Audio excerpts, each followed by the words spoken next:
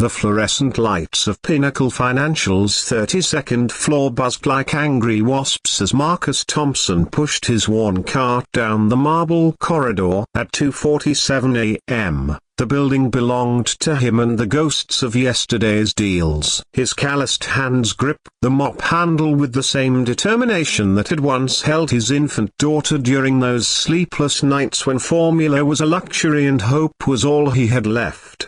Marcus had been invisible for 3 years. Executives walked past him like he was part of the furniture, their $1,000 shoes clicking impatiently while he cleaned around their feet. But invisibility had its advantages. People said things around him they'd never dare whisper in boardrooms. Tonight, that invisibility would shatter everything. 20 floors below, CEO Victoria Sterling sat in her office, unable to sleep despite the melatonin and meditation apps. The quarterly audit had revealed a $2.3 million discrepancy, and tomorrow's board meeting would demand answers she didn't have. At 52, Victoria had clawed her way to the top of a male-dominated industry, earning respect through relentless precision and an unwavering moral compass. The missing money felt like a personal betrayal of everything she'd built.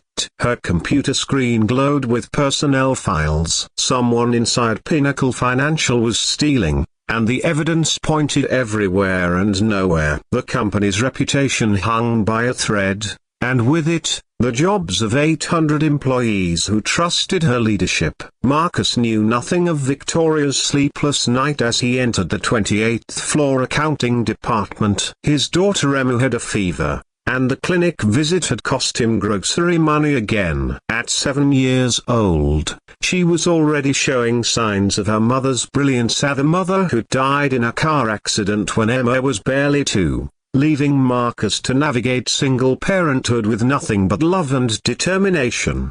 As he emptied waste baskets, Marcus noticed something unusual. Beneath discarded coffee cups and crumpled papers in CFO Bradley Hartwell's office lay a manila envelope. Inside were bank statements, wire transfer receipts, and handwritten notes detailing fictitious vendor payments. The numbers made Marcus's high school math education work overtime, but the conclusion was undeniable. Someone was systematically stealing from the company. His first instinct was to report it immediately. But as he photographed the documents with his cracked phone screen, Marcus realized the complexity of his situation. Who would believe a janitor's accusations against a CFO? And if Hartwell discovered his involvement, Marcus would lose the only job that kept a roof over Emma's head. The next morning arrived with autumn rain and escalating tension. Victoria called an emergency all-hands meeting, her usually composed demeanor showing hairline cracks of stress. The missing millions had grown to $2.7 million overnight, and the board was considering bringing in federal investigators. "We have a thief among us," Victoria announced to the packed auditorium, her voice carrying the weight of profound disappointment. "Someone we trusted has betrayed not just me, but every person in this room whose livelihood depends on this company's success." Marcus stood at the back, still in his maintenance uniform, watching faces in the crowd. He saw genuine shock, calculated concern, and in Bradley Hartwell's expression, something that looked suspiciously like relief masked as outrage. The meeting descended into chaos when Hartwell stood up, his silver hair perfectly styled despite the crisis. "I've discovered irregularities in our facilities budget," he announced, producing a folder with theatrical precision. "Unauthorized purchases, inflated invoices, and suspicious cash withdrawals all tied to our maintenance department." Every head turned toward Marcus. The man who'd been invisible suddenly felt the weight of 800 stares. His mouth went dry as Hartwell continued his performance, painting a picture of a desperate single father stealing to support his family. The evidence looked damning. Invoices Marcus had never seen, bearing forged signatures that resembled his handwriting. "I didn't do this," Marcus said quietly, his voice barely audible in the large room. "The evidence speaks for itself," Hartwell replied with practiced sympathy. "Marcus, we understand you've been struggling financially. Perhaps we can arrange a payment plan for restitution instead of involving law enforcement." Victoria's heart sank as she watched Marcus's shoulders slump. She'd always prided herself on reading people, and something felt wrong about this convenient solution. But the evidence seemed clear, and the board would demand swift action. As security moved toward Marcus, he made a decision that would change everything. Instead of running or pleading, he pulled out his cracked phone and spoke clearly. "3 nights ago, I found bank statements in Mr. Hartwell's wastebasket. I photographed them because I thought the company should know." The auditorium fell silent. Marcus's hands shook as he forwarded the images to Victoria's email. "I know nobody has reason to believe me," he continued. "I'm just the guy who empties your trash cans. But those documents show wire transfers to accounts I've never seen, payments to vendors that don't exist, and signatures that aren't mine."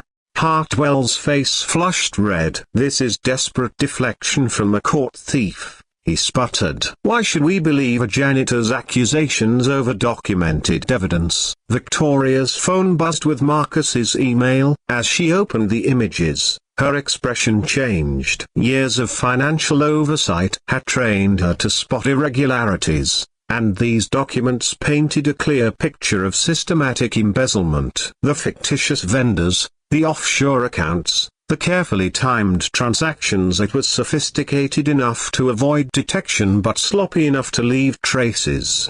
"Bradley," Victoria said quietly, her voice cutting through the murmur of confused voices. "Could you explain why your personal signature appears on wire transfers to Caribbean banks?" The room held its collective breath. Hartwell's composed mask began to crack as Victoria continued examining the evidence. "And why these vendor contracts reference companies that don't appear in our official procurement database?" What followed was the longest 30 seconds in Pinnacle Financial's history.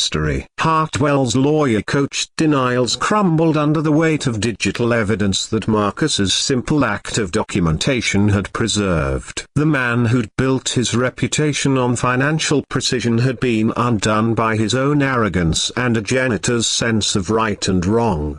2 hours later, as FBI agents led Hartwell away in handcuffs, Victoria found Marcus in the maintenance closet, methodically organizing cleaning supplies while his world shifted around him. "Why?" she asked simply. "You could have stayed silent. You could have let me believe you were guilty and avoided all this attention." Marcus looked up from his inventory clipboard, exhaustion evident in his eyes. "My daughter Emma asks me every night what I do at work. I tell her I help keep things clean and safe for good people. How could I look at her and know I let someone steal from those good people just to protect myself?" Victoria felt something break open in her chest, not heartbreak, but the opposite. The restoration of faith she'd thought permanently damaged. "Marcus, I owe you an apology, and much more than that." The aftermath unfolded like a fairy tale, but one earned through courage rather than magic. The FBI investigation revealed that Hartwell had stolen $4.2 million over 2 years, money that would have funded the expansion project, keeping hundreds of jobs secure. Marcus's evidence became the cornerstone of a case that sent Hartwell to federal prison for 8 years. Victoria offered Marcus a position in corporate security, but he declined. "I like my work," he said simply, "but I'd appreciate health insurance that covers Emma's asthma medication without choosing between that and groceries." Instead, Victoria created something better. She established the Marcus Thompson Scholarship Fund for children of Pinnacle Financial employees, ensuring that kids like Emma would never have to watch their parents choose between medical care and basic needs. She also implemented the company's first employee assistance program, providing financial counseling and emergency support for all staff members. 6 months later, At the company's annual celebration, Victoria presented Marcus with the inaugural Integrity Award, a crystal sculpture that caught the light like hope itself. As she placed it in his hands, she whispered, "Emma should be proud. Her father didn't just clean our offices, he cleaned house." Marcus looked out at his applauding colleagues, no longer invisible but seen for who he'd always been, a man whose character shone brightest in the darkness of difficult choices. In the audience, Emma beamed with 7-year-old pride, finally understanding that her father's work was indeed about keeping good people safe.